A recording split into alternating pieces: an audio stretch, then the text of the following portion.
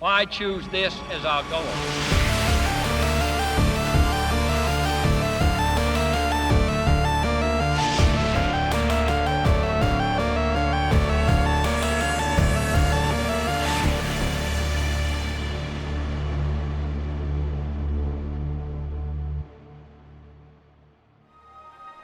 Welcome back to another episode of Game Change. Today's video is going to be a little mild as far as game changes go, but it's still something I've been interested in ever since Skyrim first came out. In any game really, I've always been fascinated with underwater exploration. This is why I was kind of disappointed when I first played Skyrim and learned that the slaughterfish was the most dangerous thing about Skyrim's oceans. So I set it a task to focus an entire video to one thing and one thing only, and that's to completely transform Skyrim's oceans and underwater areas into something you might actually be interested and equally terrified to go lurking around. So without further ado, let's get right into the video.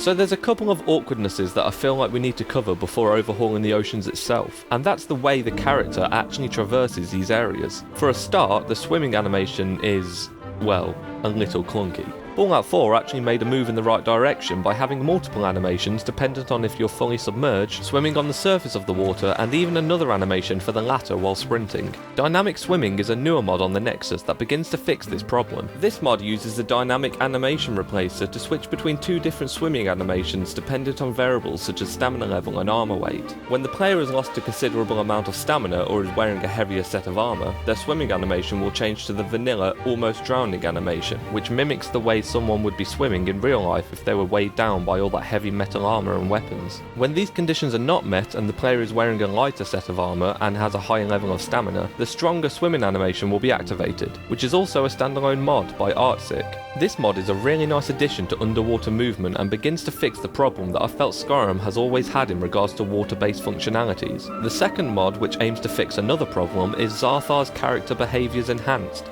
which aims to fix a lot of Skyrim's clunkiness in regards to combat. But for this episode, we're more focused on the underwater aspects of this mod, and boy does it help make the underwater combat more bearable. No longer will a single slaughterfish be the bane of the Dragonborn's existence.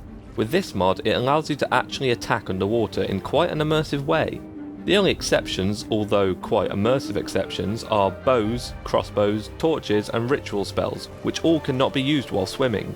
You can also only attack with items placed in your right hand, but again that also falls under the immersive umbrella. As you would expect, you would still need one hand to, actually swim. With dynamic swimming and characters' behaviours enhanced, we now have a bit more functionality to both combat and general exploration while underwater. But next, we need to give us a reason to actually bother going down there. The most obvious mod for this is actually the 17th most endorsed mod of the past year, Depths of Skyrim, an underwater overhaul for SSE. This mod, created by the Black Pixel, aims to completely overhaul all the underwater locations of Skyrim by introducing everything from new foliage, coral and giant kelp, several new treasures and interesting locations along the sea floor, and even groups of hawkers swimming across the sea.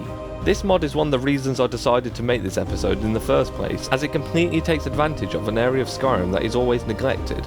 While other mods add new dungeons, locations, items and enemies, many of them forget about the underwater world space that makes up about 50% of the whole northern section of the map. Depths of Skyrim adds so much life to the Sea of Ghosts that you actually start to believe some of the tales you hear about in the lore. It creates a beautiful and at times terrifying environment that is exactly what I want while delving deep into the unknown regions of Skyrim's oceans. It also goes as far to fix a whole bunch of seams and expose rocks on the ocean floor, which were left unfinished from the developers. From the ominous kelp seas to the gorgeous coral forests teeming with life, Depths of Skyrim is one of the most important mods for this list, and sets up the perfect environment to begin adding in some of the much needed life to the oceans. And we're gonna do that with our next mod, Sea of Spirits by Spike Dragonlord.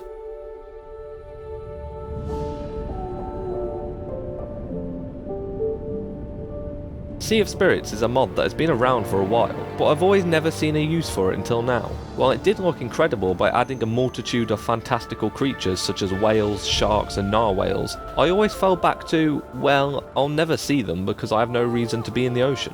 And now we can. As previously mentioned, this mod adds some awe-inspiring and simultaneously terrifying creatures, from huge sperm whales slowly gliding through the deep ocean, occasionally rising for air before submerging again, all the way through to the occasional shark stalking the sea floor, lurking until something swims by that looks a little tasty. The atmosphere alone which comes with installing this mod is enough to add to this build, but the fact that all of these new creatures are in fact interactable and can be killed and harvested for rare ingredients makes it all the worthwhile for daring adventurers seeking a challenge. And plus, ever since Sheagorath said, "If you ride a narwhal, mind the pointy end," I've always wanted to see one in game myself, so this mod is in some ways fulfilling a childhood wish for me.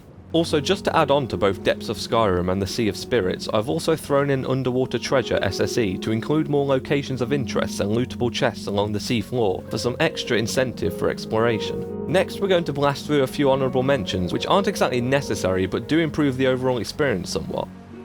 Wet and Cold introduces various visual effects to the character when under certain conditions such as being wet or cold. Specifically, the water drip effects are what makes it into this list. Realistic Water 2 is a visual mod which I'm sure almost everybody is using at this point, but it's still a good addition for this video as it massively increases the visuals for every water source in the game, and does really help to add to the atmosphere we've added in the oceans. And finally, Mermaid All Body Slide and Demonic Mermaid and Medusa Armors is a clothing/armor mod which adds various sets of mermaid themed tales to the game if you're looking to traverse the oceans in a more creepy Harry Potter mermaid sort of style. The final mod for this video is honestly one of the most underrated mods I've ever experienced in Skyrim. Now it does currently have over 17,000 unique downloads, but even still I'm very surprised it doesn't have more. But I think I know why. Maelstrom is a follower mod created by Nachdaemarung77? There's no way I just got that name right, so forgive me. And I think this, in my opinion, is the only reason possible why this mod has gone so under the radar. This mod, to be frank, isn't a follower mod. I mean, it is, but it's so much more.